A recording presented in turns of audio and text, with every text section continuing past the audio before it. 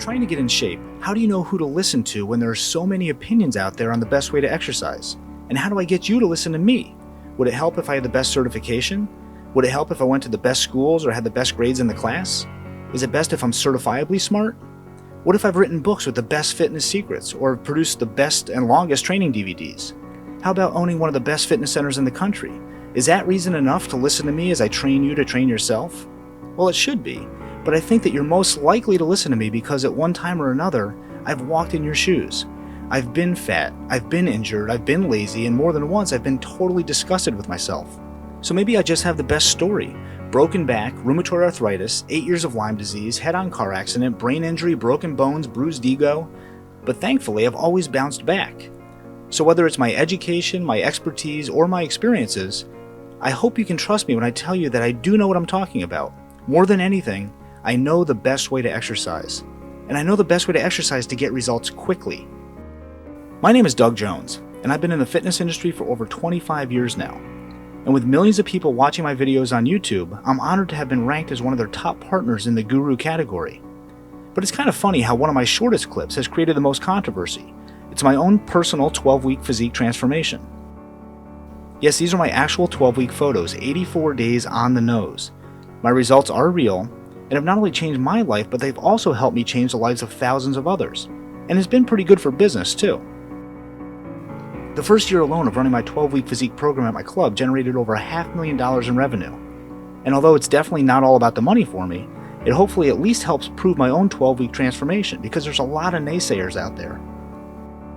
However, over the years, the thousands of people who have chosen to believe in me and my message have also achieved the results that they've been looking for. Let's quickly look at my results. Here I am, November 10th. At this point, I had been dealing with a broken back, rheumatoid arthritis at age 30, and undiagnosed Lyme disease.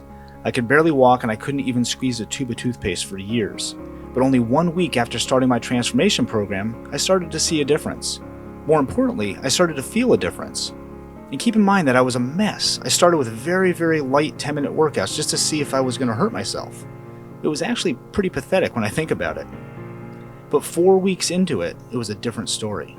Now things were getting exciting. I took 4 inches off my waist. I lost 14 pounds of body fat. And I gained 8 pounds of lean, which is mostly fluids, but also muscle and glycogen, which provides extra energy stored as carbohydrates. It's all good.